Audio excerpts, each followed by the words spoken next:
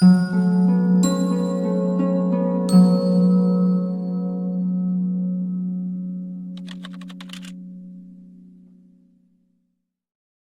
పిరమిడ్కి ఒకసారి గట్టిగా చెప్పలు కొడదాం.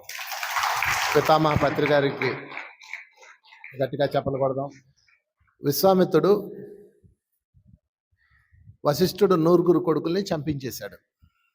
ఒక శక్తిని ప్రేరేపించి అతనుకున్న 100 మంది కొడుకులు ఆయనకి 100 మందిని చంపించాడు. అందరూ వచ్చారు, ఈయన బాధపడుతున్నారు, కొడుకులు శవాలు చూసుకొని బాధపడుతున్నాడు. అయ్యా, మీరు కూడా శక్తివంతులే కదా, మీరు కూడా శక్తిని ప్రేరేపించి అతని మీద యుద్ధం చేయండి, అతన్ని లేపేయండి అని చెప్తారు. చెప్తే వశిష్ఠుడు ఏమంటాడు తెలుసా?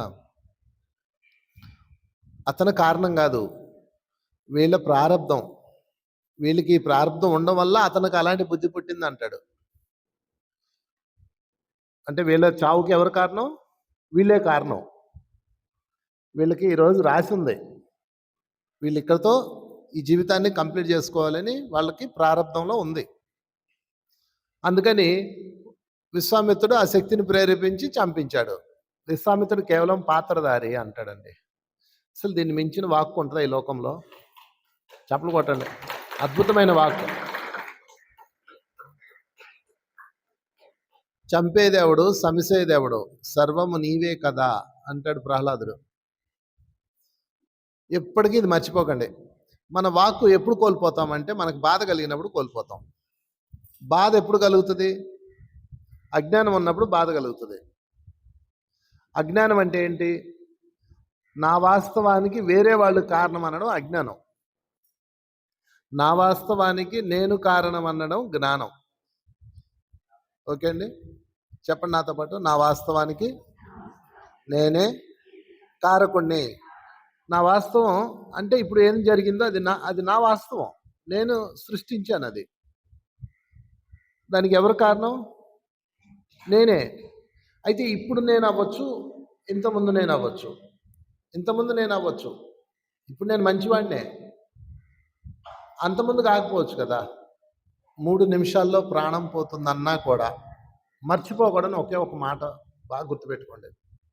సేతు చెప్పింది ఇది. You create your own reality. నీ వాస్తవాన్ని నువ్వే సృష్టించుకుంటావు. అది పరమ సత్యం.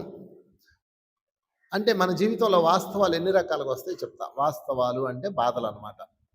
మన జీవితంలో ఏది జరిగినా మన భాషలో బాధలు అనుకుందాం, కష్టాలు అనుకుందాం కాసేపు. పాజిటివ్ జరిగినా, ఆనందం వచ్చినా, డబ్బు వచ్చినా, డబ్బు పోయినా, మంచి జరిగినా, చెడు జరిగినా దానికి 3 రకాలుగా ఉంటుంది. మూడు సిద్ధాంతాలు చెప్తాను. మొదటిది ఆది భౌతిక తాపము. దీన్ని త్రివిధ తాపాలు అంటారు. మొదటిది ఆది భౌతికం, రెండోది ఆది ఆధ్యాత్మిక తాపం, మూడోది ఆది దైవిక తాపం. 3 రకాలుగా మీకు బాధలు వస్తాయి. అంటే మీకున్న బాధలు 3 రకాలుగా ఉంటాయి, 3 మార్గాల ద్వారా వస్తాయి. అందులో మొదటిది ఆది భౌతిక తాపం. అంటే భౌతిక లోకం నుంచి వచ్చేవి. సరికాని జీవనం వల్ల, సరికాని మాటల వల్ల, సరికాని పనుల వల్ల, ఇలాగ రకరకాలుగా మనం ఉండడం వల్ల మనం జీవితంలో కష్టాలు వస్తాయి. ఆశకు పోయి డబ్బులు ఎక్కడో పెడతారు, అవి పోతాయి, ఆ కష్టాలు వస్తాయి. లేదా బాగా తినేస్తారు, ఒళ్ళు బాగా వచ్చేస్తాయి, మోకాళ్ళు వీక్ అయిపోతాయి, మోకాళ్ళ నొప్పులు వస్తాయి, నడువు నొప్పులు వస్తాయి, ఇలాగ జబ్బులు వస్తాయి. అంటే భౌతిక లోకంలో మనం సరిగా జీవించలేదు కాబట్టి మనకి అవన్నీ వస్తాయి. ఇక్కడ వరకు అర్థమైంది కదా. ఇవి ఎంతో తెలుసండి, 70% అంటే భౌతిక లోకం నుంచి మనకు వచ్చే బాధలు 70%.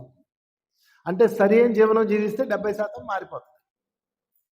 ఇక రెండోది ఆధ్యాత్మిక బాధలు. అంటే యూనివర్స్ నుంచి వచ్చేవి, కర్మ సిద్ధాంతం అనుసరించి వస్తాయి. అవి ఎంతో తెలుసా? 20%.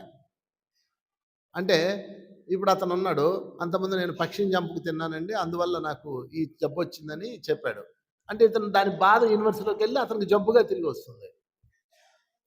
అంటే కర్మ సిద్ధాంతం ద్వారా వచ్చే బాధలు 20%, భౌతిక లోకం నుంచి వచ్చే బాధలు 70%.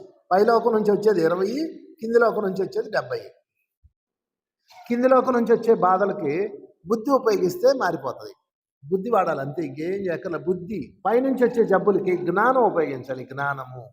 నాకెందుకు ఈ జబ్బు వచ్చింది? అతనికి జ్ఞానం ఉపయోగించాడు. నాకెందుకు ఈ జబ్బు వచ్చింది? నేను ఆ పక్షుల్ని చంపాను, ఆ రామచిలుకలను కొట్టాను, అవి ఎంత బాధపడ్డాయో కదా. జ్ఞానం వచ్చింది. జ్ఞానం వచ్చింది కాబట్టి కర్మ పోతుంది. అర్థమవుతుందండి? అందుకని మనకి చాలా మంది పెద్దవాళ్ళు మనల్ని ఏమంటారంటే బుద్ధి జ్ఞానం ఉండక్కర్లా అంటారు. బుద్ధి అంటే భౌతిక లోకం కష్టాలు పోతాయి.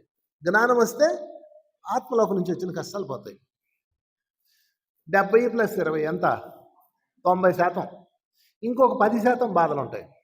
నేను ఇప్పుడు ప్రశ్నలు అడుగుతాను, చెప్పండి చూద్దాం. ఎవరు చెప్తారో చూద్దాం. క్యాన్సర్ జబ్బు వచ్చింది. అది ఏ కేటగిరీలోది అండి? ఆది భౌతికమా, ఆది దైవికమా, ఆది ఆధ్యాత్మికమా? ఆది భౌతికం కాదు, ఆధ్యాత్మికం. విశ్వం నుంచి వచ్చింది క్యాన్సర్ జబ్బు. ప్రారంభం సరే. షుగర్ జబ్బు వచ్చింది. భౌతికమా, ఆధ్యాత్మికమా? భౌతికం అన్నోళ్ళు చేతులు ఎత్తండి. షుగర్ జబ్బు భౌతికం. Very good. కర్మ నుంచి వచ్చింది అన్నోళ్ళు చేతులు ఎత్తండి. కర్మ నుంచి కాదు, భౌతికమే. అన్ని టెన్షన్లే కదా మనకి. ఎక్కడ లేని టెన్షన్లన్నీ మనకే ఉంటాయి. వాళ్ళ ఇంటి ఏం జరుగుతుందో మనకే టెన్షన్, వీళ్ళు ఎవరు వచ్చారు మనకే టెన్షన్, వాడేం చేస్తున్నాడు మనకే టెన్షన్. దానివల్ల మీకు సర్రమని వెరిగిపోతాయి. మళ్ళీ 5 సంవత్సరాల అబ్బాయికి షుగర్ ఉంది. ఇప్పుడు చెప్పండి, భౌతికమా, ఆధ్యాత్మికమా? అబ్బా, అనంతలక్ష్మి మీ వాళ్ళు పండిపోయారు. కరెక్ట్, ఆధ్యాత్మికం. అంటే కర్మ నుంచి వచ్చింది. అర్థమైంది? ఈ విధంగా అంచనా వేయాలి.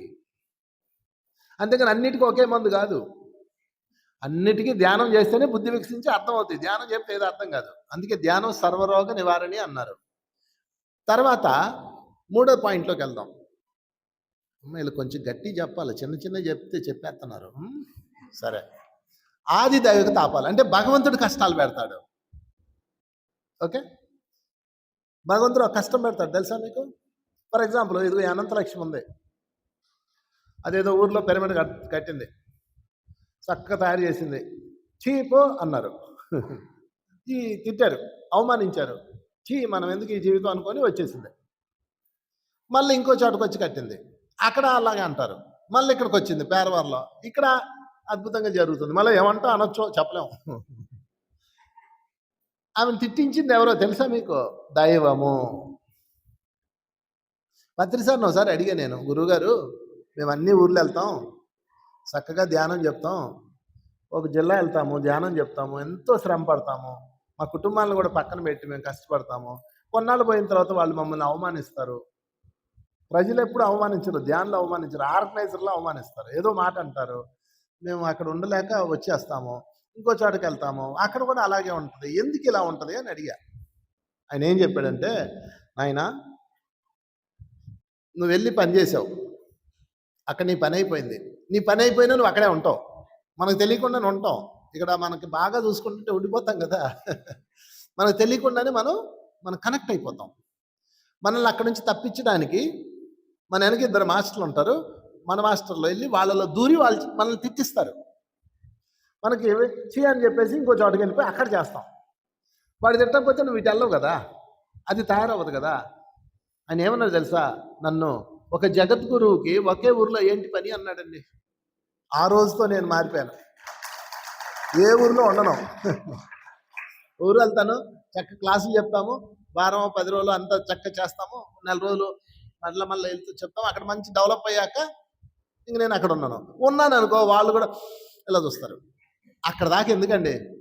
మీరు ఒకళ్ళ ఇంటికి వెళ్ళారు చుట్టం చూపుకి, రాక వచ్చారు, 5 రకాల ఐటమ్స్ పెడతారు మొదటి రోజు, 2వ రోజు 3 రకాలు, 4వ రోజు 2 రకాలు, 5వ రోజు సాంబారు ఫ్రిడ్జ్లోది.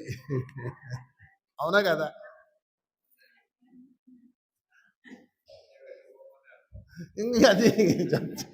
అది ఇంకా ఉన్నాడు అనుకో, ఫ్రిడ్జ్లో సాంబార్ అర్థం చేసుకోగానే మీరు వచ్చేయాలి.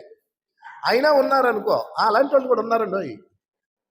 ఒక ఊరు ఒక అల్లుడు వెళ్ళాడు, అత్తగారింట్లో ఉన్నాడు, 10 రోజులు 10 రకాల ఐటమ్స్, 15 రోజులు 20 రోజులు, వాడికి ఫ్రిడ్జ్లో సద్ది సాంబార్ పెట్టినా పోట్లా. అత్తగారింట్లో హాయిగా ఉంది, చక్కగా ఉంది. వాడు వెళ్ళట్లేదు. వాళ్ళ ఇంట్లో మా మామగారు ఏం చేశాడు, ఈయన్ని నేను చెప్తానుండు ఈడికి పంపిస్తానని చెప్పేసి వాడు పొద్దున్నే స్నానం చేయడానికి వెళ్తాడు కదా! బావి గట్టు దగ్గర, బావి గట్టు మీద రాశాడు. అత్తగారింట్లో పడి తినే అల్లుడు వెధవా అని రాశాడు. ఈడు వెళ్ళి స్నానం చేసేటప్పుడు దాన్ని చదివాడు. చదివి దాన్ని దిద్దాడు. అత్తగారింట్లో పడి తిననివాడు వెధవ అని రాశాడు. తిననివాడు వెధవ అని రాశాడు. ఒరే ఈడేంట్రా పోవట్లేదు, మధ్యాహ్నం బస్సుకు అంటాడు, పొద్దున బస్సుకు అంటాడు, మధ్యాహ్నం ఏమో రాత్రి అంటాడు, రాత్రి రేపు పొద్దున అంటాడు. ఇది వెళ్ళట్లేదు, ఏం చేయాలి వాళ్ళకి అర్థం కావట్లా. వాళ్ళ ఇంట్లో ఒక మా అమ్మగారు ఉంది. మా అమ్మగారు అని తెలుసు కదా, ఒక 60 సంవత్సరాలు మా అమ్మగారు. ఆమెకి ఇంత పెద్ద పళ్ళు ఉంటాయి, ఇలాగుంటాయి బయటికి.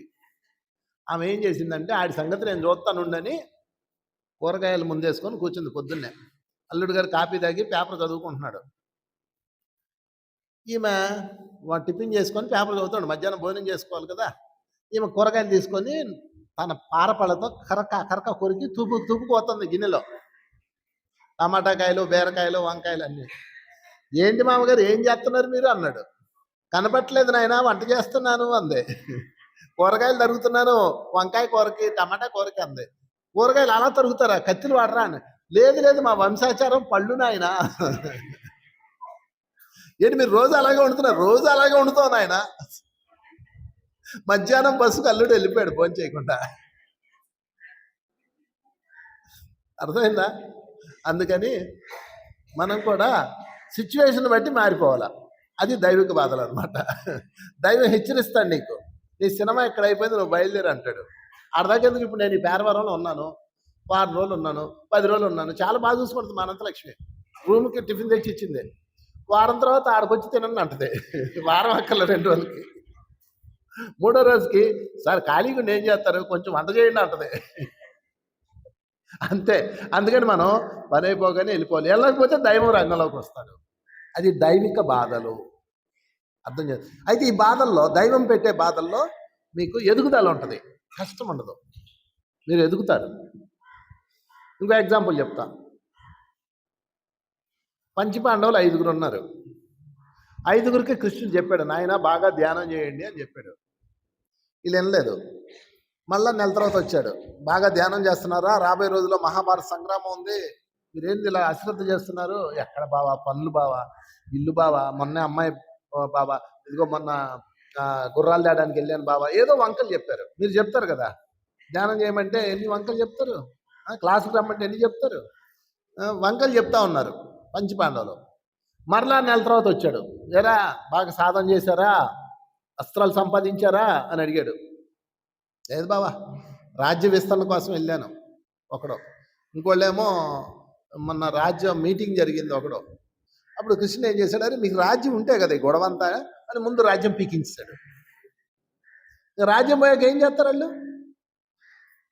పంచపాండవులు అడవిలోకి వెళ్ళి ఏం చేశారు, వాట్సాప్ చేసుకున్నారా, లేకపోతే కిట్టి పార్టీలు ఆడుకున్నారా, లేకపోతే పిచ్చి పనులు చేశారా? ఏం చేయలేదు, ధ్యానం చేశారు.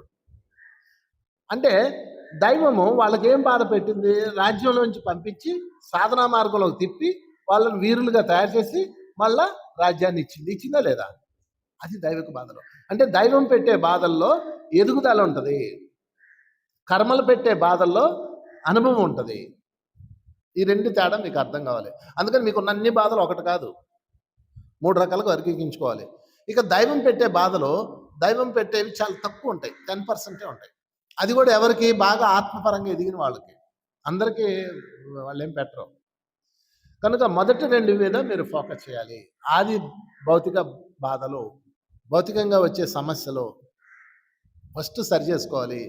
భౌతికంగా బాధలు పోవాలంటే మీరు సరి అయిన జీవనం జీవించాలి. బుద్ధుడి మార్గం ఫాలో అయిపోండి. బుద్ధుడు అష్టాంగ మార్గం ఉంది కదా, ఇందాక అతను చెప్పాడు కదా, నోరు సరిగా ఉండాలని. సరిగా ఉండకపోతే మీరు దెబ్బతింటారు. సో చెప్పలు కొడతాను త్రివిధ తాపాలకి.